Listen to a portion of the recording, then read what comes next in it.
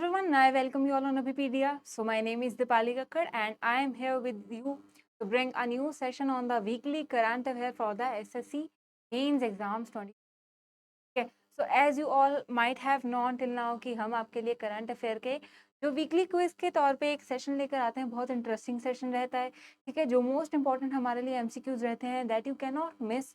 ठीक है, उन सभी एमसीक्यूज को हम इस सेशन में प्रैक्टिस करें, राइट। तो ये सेशन आपके लिए बहुत यूजफुल है and I just want you कि आप इन सेशंस को ध्यान से लगाइए। इफ़ यू फील कि समथिंग चीज़ ऐसी भी है, कुछ कुछ चीज़ें जो आपको लिख के रिवाइज करनी चाहिए, तो नोट्स में एक बार जो है नोट डाउन कर लीजिए। ठीक है, तो दैट बाद में आप जो है क्विक रिवीजन उसकी कर पाएँ। ठीक है, और उसके साथ आपको क्या करना है कि अगर आपको जो है सेशन राइट इसमें जो भी आप क्वेश्चंस अटेम्प्ट करते हैं ना, एक बार उसका देखिए स्कोर। आप ऐसे भी कर सकते हैं कि कमेंट सेक्शन में मेंशन कीजिए, क्योंकि उससे कॉम्पिटिटिवनेस वाली फीलिंग से आप में भी जो है अपने आप को इम्प्रूव करने की कोशिश करेंगे, राइट। एंड इम्प्रूवमेंट का ही एक वे जो है हम आपके लिए लेकर आए हैं, वो है आपके लिए test series, right. So test series is the most important and I would say a last step before the exam, जिसपे आपको जो है प्रिपरेशन की और जिसके चीज़ की और आपको ध्यान देना होता है। तो टेस्ट सीरीज हमें हेल्प करती है हमें ये इवेल्युएट करने में। ठीक है, evaluation is very important that हमने जो पढ़ा है हम उसको कितनी आउटकम लेके आ पा रहे हैं, उसके हमारे रिजल्ट्स क्या मिल रहे हैं। तो do not miss out on test series and इसीलिए हम आपके लिए जो टेस्ट सीरीज लेके आते हैं, आपको 30 क्वांट एंड 30 रीजनिंग के जो है इसमें आपको टेस्ट मिल जाएंगे। ठीक है जी, जो क्वेश्चंस मिल जाएंगे एंड ये आपके लिए 10 टेस्ट रहेंगे सिर्फ 249 के। ठीक है, तो आप इसको भी जो है अवेल कर सकते हैं एंड आपकी जो प्रिपरेशन है उसको फाइनल टच दे सकते हैं विद अबीपीडिया। एंड उसके साथ ही हमारा जो व्हाट्सएप ग्रुप का लिंक है आपको डिस्क्रिप्शन में दिया गया है, आप उसके साथ ज्वाइन करके हमारे साथ जो है जुड़ सकते हैं, राइट। तो सेशन शुरू करेंगे एंड अगर आपको ये सेशन जो है हमारा सेकेंड सेशन है, फर्स्ट सेशन ऑलरेडी हम जो है ला चुके हैं अपना अक्टूबर के ऊपर बेस्ड, राइट। तो सेशन अच्छा लगे तो लाइक एंड शेयर भी आपको क्या करना है, ज़रूर करना है, क्योंकि these are very important questions. ठीक है, इनको आपको मिस नहीं करना है। ठीक है, तो चलिए शुरू करते हैं। फर्स्ट क्वेश्चन देखिए, the cashew of the which state और द यूटी, ठीक है, recently got its geographical indication tag. ठीक है, तो रिसेंटली ठीक है ये जो टैग दिया गया है एक कैश्यू के वेराइटी को, कौन सी स्टेट या यूटी से बिलोंग करते हैं। जीआई टैग्स का बहुत सिंपल सा होता है। ठीक है, आई होप आप सबको पता होगा कि जीआई टैग किसके लिए दिया जाता है।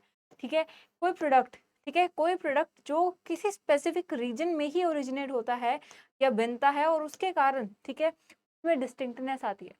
इधर अगर वो क्राफ्ट है तो वो उसी रीजन के लोग उस क्राफ्ट को कैरी आउट करते हैं, अगर फूड है तो कोई अरोमा ऐड हो जाता है उसमें। ठीक है, तो इन चीज़ों के कारण क्या है जीआई टैग दिया जाता है। उससे वैल्यू क्या होता है, उससे उस प्रोडक्ट की जो है डिस्टिंक्ट क्वालिटीज़ की जो है उसके ऊपर टैग लगा दिया जाता है। ठीक है, एंड इससे कहीं ना कहीं जो एक्सपोर्ट मार्केट है उसमें भी इस प्रोडक्ट की जो वैल्यू है वो बढ़ जाती है एंड वो जो लोकल रीजन है उसमें उसकी जो मार्केटेबिलिटी है उस प्रोडक्ट की वो तो बढ़ेगी। ठीक है, तो रिसेंटली जो कैशियो को दिया गया है कौन सी स्टेट या यूटी को दिया गया है, केरला, गोवा, आंध्र प्रदेश या फिर गुजरात। ठीक है, सो बहुत ही इजी आंसर है इसका, याद रखना है हमें, गोवन कैश्यू। ठीक है जी, गोवा का जो कैश्यू है उसे रिसेंटली जो है जीआई टैग दिया है। ठीक है, एंड इसलिए क्योंकि वो जो प्रोडक्ट है वहाँ का, ठीक है, अगेन उसका जो डिस्टिंक्ट अरोमा आता है।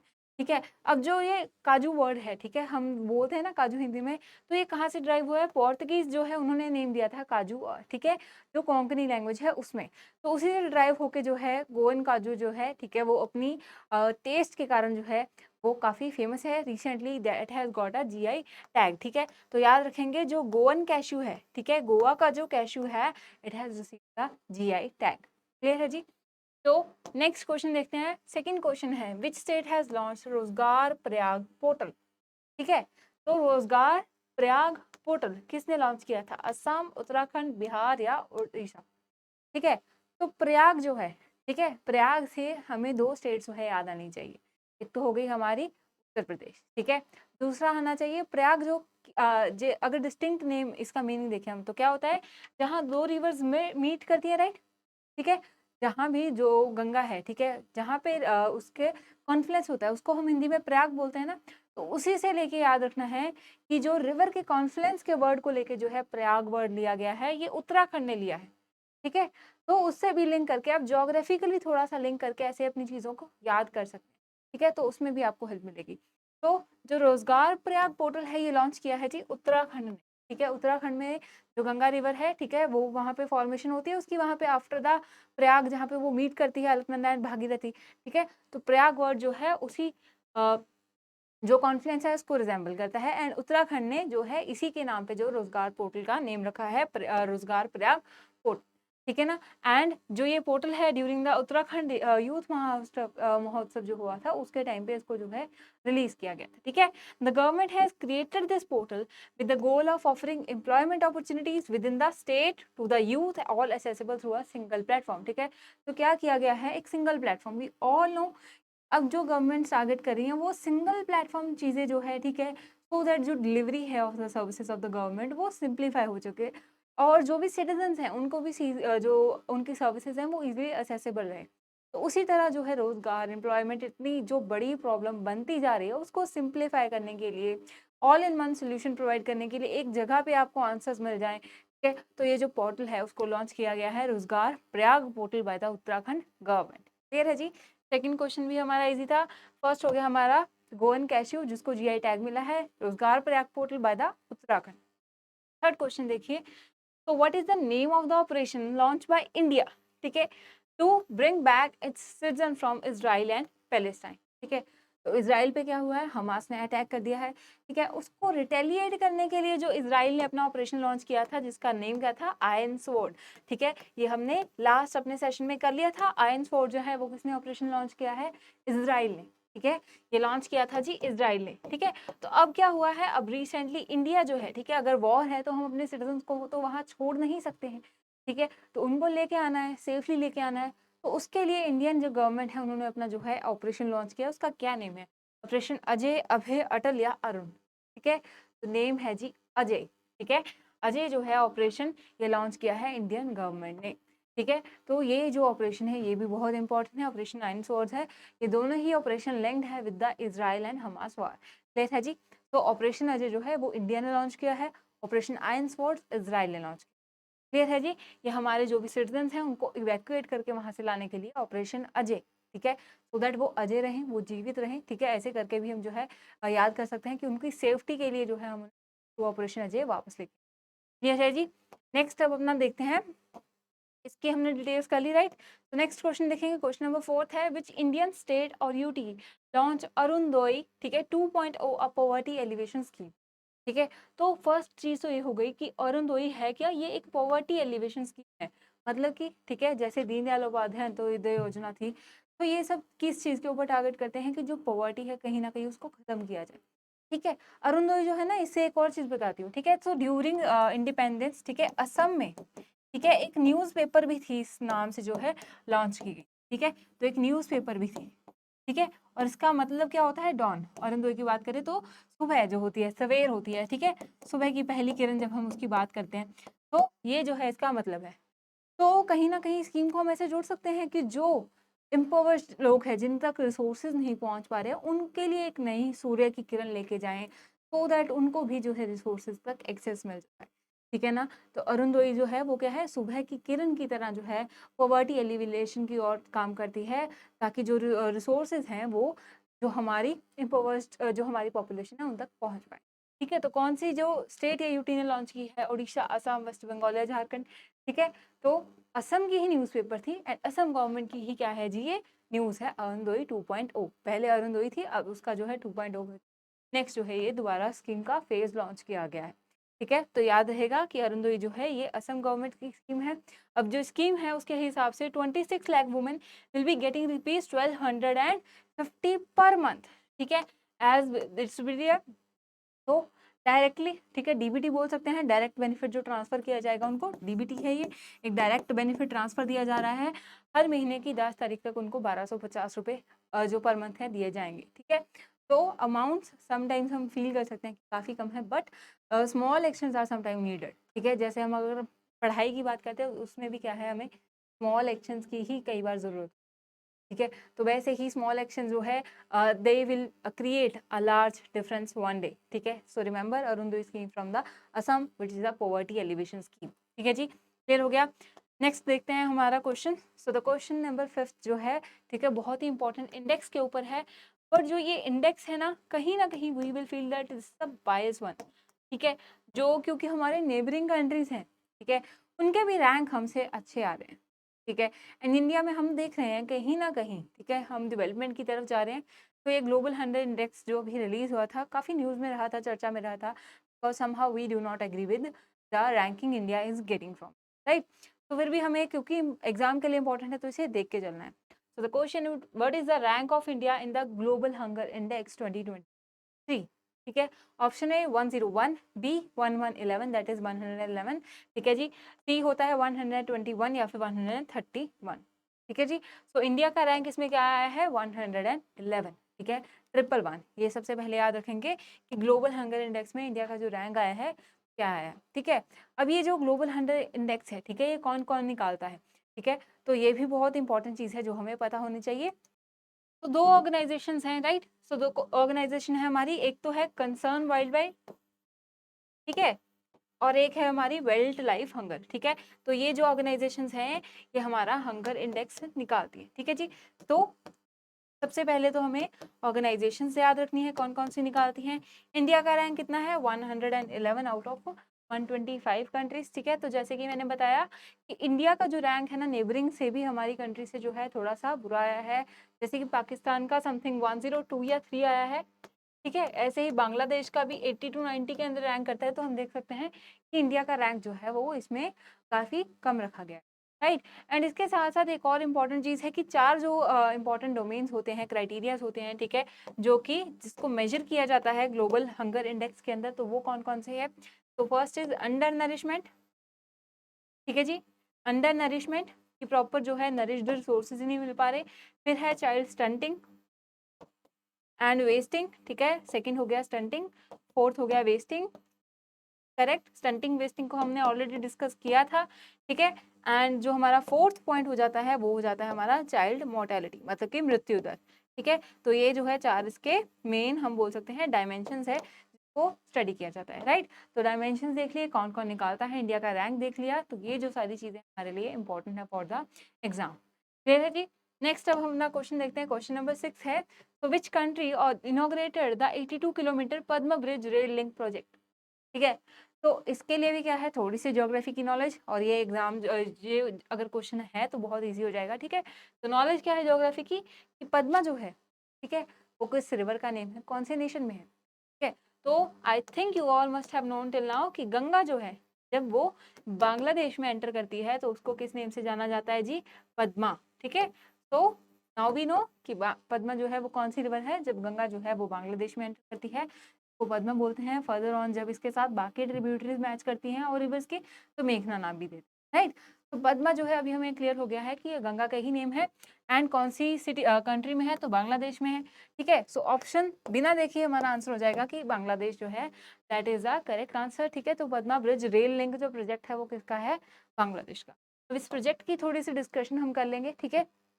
तो बांग्लादेश की जो प्राइम मिनिस्टर रही हैं शेख हसीना, उन्होंने ये जो ब्रिज है, ठीक है, ये जो है इसको क्या किया था, इनोग्रेट। But this is the countries largest infrastructure project build under the China's belt and road initiative, ठीक है। तो ये चाइना का जो बेल्ट एंड रोड इनिशिएटिव है ना, जिसमें हम बेल्ट जो है जो हमारी ठीक है कॉन्टिनेंट्स के ऊपर से पास करती है उसे बोल रहे हैं, और जो रोड है उसको जो हमारे ओशन कनेक्ट करने वाले को बोल रहे हैं, राइट। तो उसमें जब चाइना ने अपनी एक्सटेंशन लाई है बांग्लादेश में, चाइनाज BRI के अंडर ये जो प्रोजेक्ट है पद्मा ब्रिज रेल लिंक, जो कि बांग्लादेश का सबसे बड़ा इंफ्रा प्रोजेक्ट है, ठीक है। तो ये याद रखेंगे क्योंकि अगेन थोड़ी सी ऐसी जो चीज़ें होती हैं न्यूज़ में भी रहती हैं, एग्जाम के लिए भी इंपॉर्टेंट हो जाती है, राइट जी, ठीक है। नेक्स्ट क्वेश्चन देखेंगे, क्वेश्चन नंबर 7 है, तो which country played the host of the 8th BRICS international competition conference 2023, ठीक है। तो ब्रिक्स जो है इसका क्या हुआ है, अभी इसका एक्सपेंशन हुआ है। तो ब्रिक्स के एक्सपेंशन में कौन कौन सी कंट्रीज जो हैं वो ऐड की जाएंगी, ठीक है। तो आपको ये बताना है कि ब्रिक्स एक्सपेंशन कंट्रीज जो है वो कौन सी है, कमेंट करके बताइए। थोड़ा सा एफर्ट्स कीजिए अपनी तरफ से, एग्जाम्स को टारगेट कर रहे हैं, सिर्फ आपके लिए नहीं, आपके साथ जो स्टूडेंट्स प्रिपेयर कर रहे हैं उनके लिए भी काफ़ी हेल्पफुल रहेगा, ठीक है। तो क्वेश्चन क्या आते हैं कि जो 8th recently BRICS international competition conference हुई है, किसने होल्ड की थी, ब्राज़ील, इंडिया, चाइना या फिर साउथ अफ्रीका, ठीक है जी। तो करेक्ट आंसर इज इंडिया, ठीक है। तो इसीलिए ये कहीं ना कहीं इंपॉर्टेंट था, क्योंकि ये जो समिट है, ये कॉन्फ्रेंस है, ये इंडिया में ही होस्ट की गई थी, न्यू दिल्ली में। ठीक है जी। So the 8th BRICS international competition जो हुई थी ये न्यू दिल्ली में हुई थी, ठीक है। A joint statement sign by the BRICS competition authorities call for the, ठीक है। तो बेसिकली बात क्या की है कि कंपटीशन ड्रिवन ग्रोथ के ऊपर ध्यान देंगे हम, ठीक है। तो कंपटीशन की बात क्यों कर रहे हैं, सो दैट हम compete करें, बट जो हमारी ग्रोथ है कहीं ना, ठीक है, वो एक डायरेक्शन में आगे बढ़े, ठीक है। और हम जो है एक इनोवेशन लेके आए जो कि हमारी सस्टेनेबल ग्रोथ की तरफ भी टारगेट करेगी, ठीक है। तो ये जो है सिंपल सी इसके अंदर बात की गई है। बस हमें ये याद रखना है कि ये जो समिट है, competition conference of the BRICS, ये इंडिया में हेल्ड हुई, ठीक है जी। नेक्स्ट क्वेश्चन हम देखते हैं, क्वेश्चन नंबर 8 है, the tradable green credit special program has been launched by which ministry, ठीक है। तो ये इंपॉर्टेंट क्यों है, क्योंकि जो इंडिया है हमारा क्या है टारगेट, कि हमें रिन्यूएबल एनर्जी के साथ अपनी एनर्जी रिसोर्स को एक्सचेंज करना है, ठीक है। कहीं ना कहीं इमिशंस के टारगेट को हमें कम करना है, क्लियर है। सो उसी के मद्देनजर रखते हुए जो tradable green credit special program है ये लॉन्च किया गया है। तो अब ये कौन सी मिनिस्ट्री ने लॉन्च किया है, ministry of new and renewable energy, ministry of environment forest and climate change, ministry of finance या फिर मिनिस्ट्री ऑफ एक्सटर्नल अफेयर्स, ठीक है।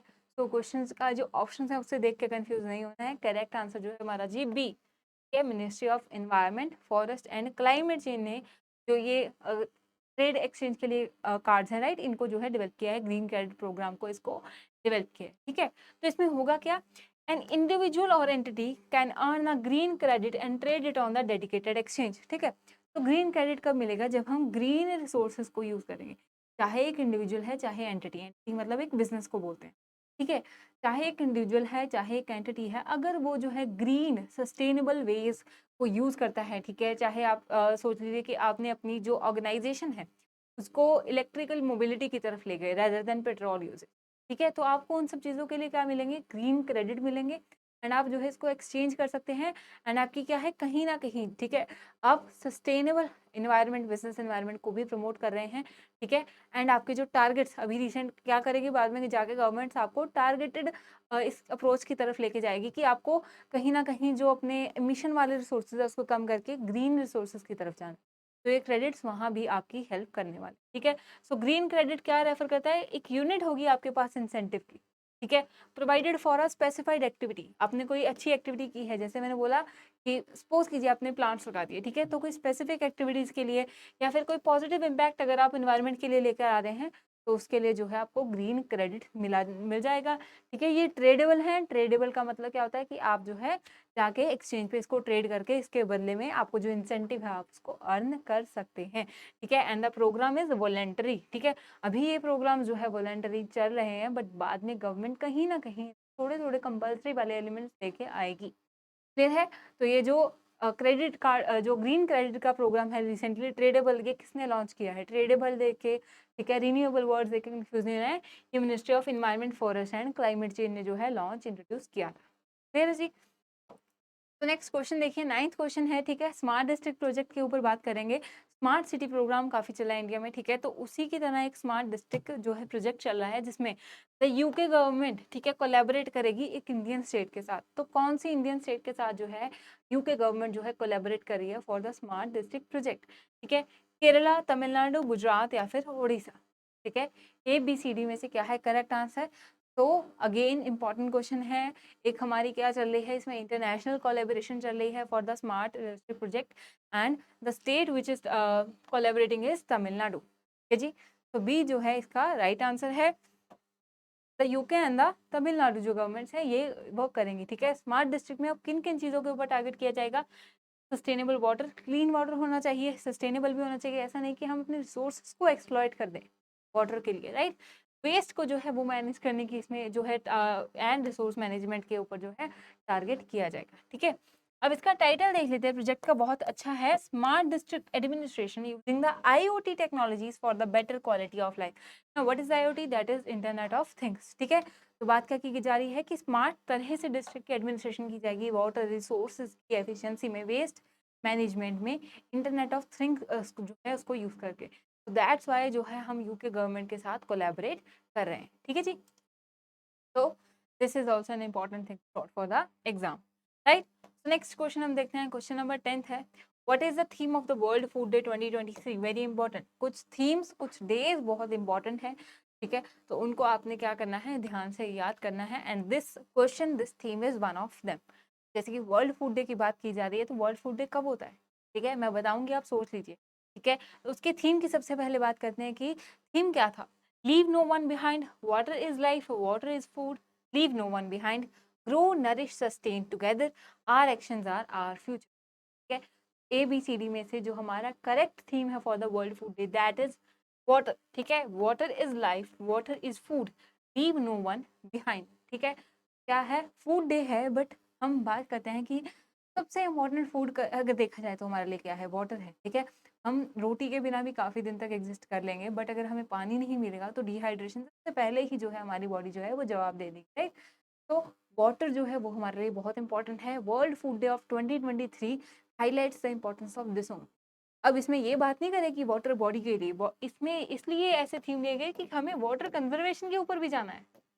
ठीक है, हमारा सबसे इंपॉर्टेंट रिसोर्स जो है वो वाटर है हमारी बॉडी के लिए, तो उसकी कंजर्वेशन करो, उसका सस्टेनेबल यूज करो, इसलिए ऐसे थीम्स चूज किए जाते हैं, राइट। तो वर्ल्ड फूड डे का थीम हो गया। एंड अगर हम इस डेट की बात करें, सो 16 अक्टूबर को जो है वर्ल्ड फूड डे मनाया जाता है। ठीक है जी। एंड जो ऑर्गेनाइजेशन है, ठीक है, सो ये इस्टेब्लिश किया गया था by the food and the agriculture organization. ठीक है, तो ये जो है इंपॉर्टेंट चीज है इस टॉपिक के regarding world food day 16 October. किसने इस्टेब्लिश किया था, फूड एंड एग्रीकल्चर ऑर्गेनाइजेशन।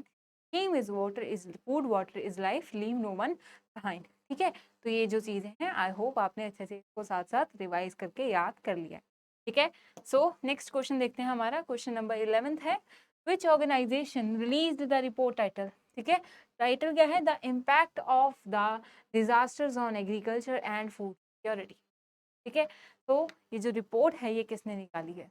ठीक है, ये जो इम्पैक्ट होता है हमारे डिजास्टर्स का on food, agriculture and securities के ऊपर, नाबार्ड, ठीक है, IMF, food and agriculture organization या फिर नीति आयोग। ठीक है, तो अगेन ये रिपोर्ट जो है वो हाईलाइट क्या करती है, टाइटल से क्लियर हो जाता है, जो डिजास्टर्स आते हैं, ठीक है, तो उससे फूड प्रोडक्टिविटी कितनी कम होती है।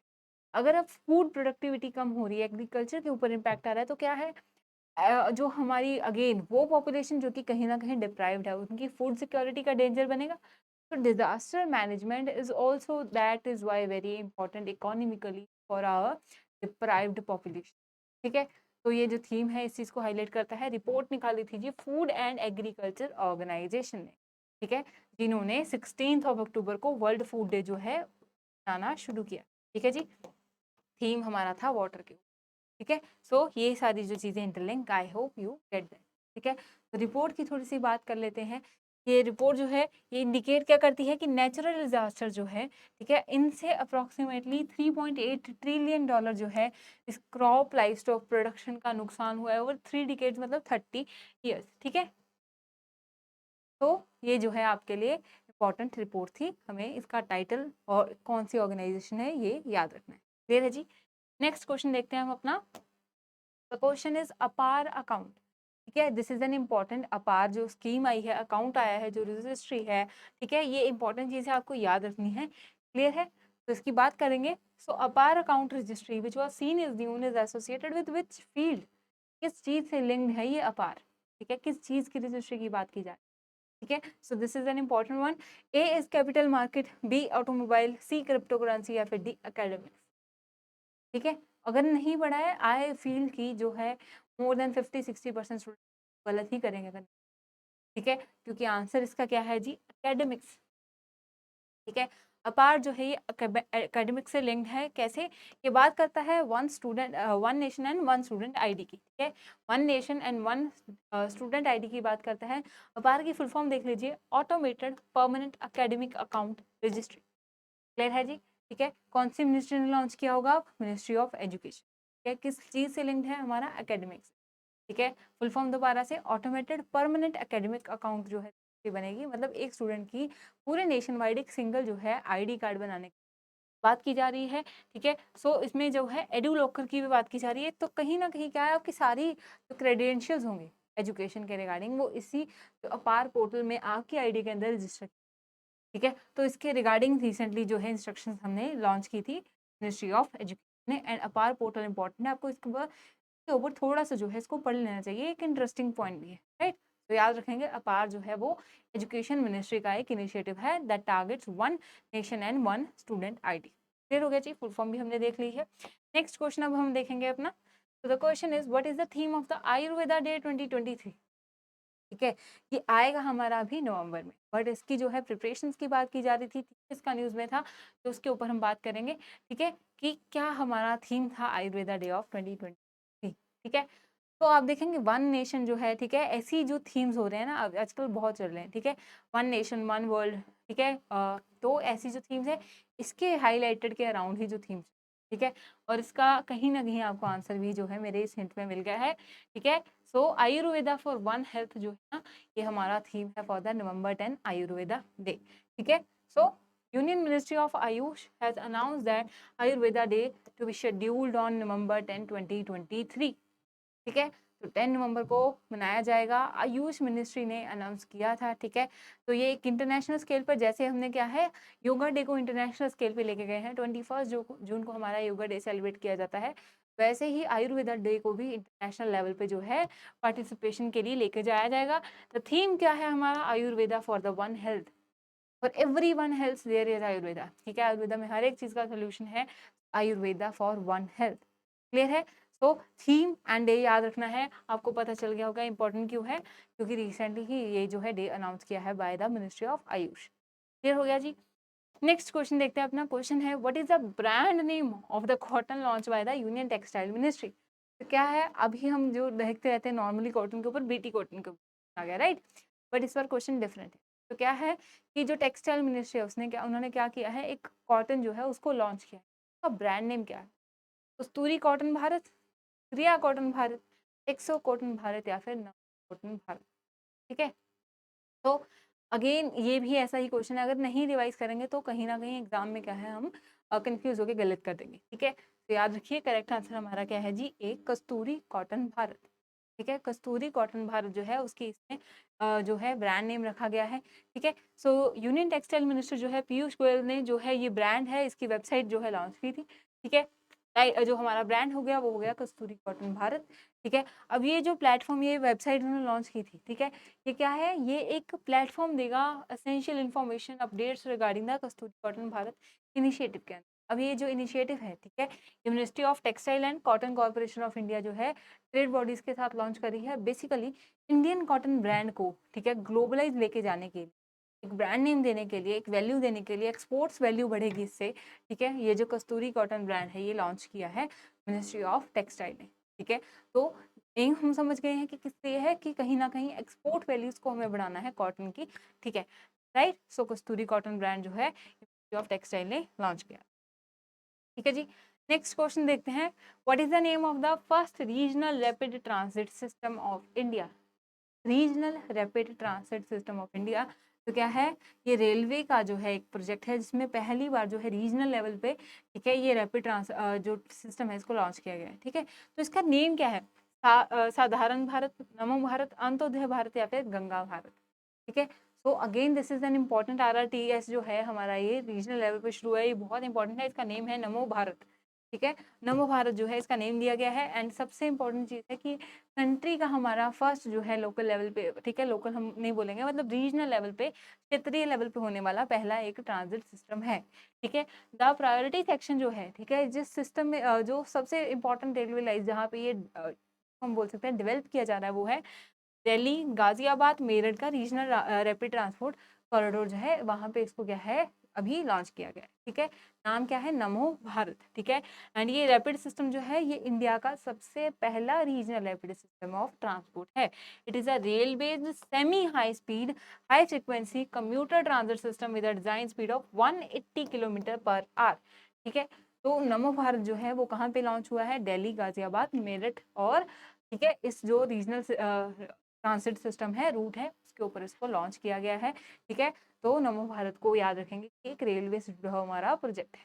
क्लियर है, first of kind regional level पे प्रोजेक्ट किया जा रहा है जो ये है हमारा RRTS या फिर नमो भारत। क्लियर हो गया जी। तो these were the important question जो आपके लिए आज हमने सेशन के लिए इम्पोर्टेंट हमने चूज किए, राइट।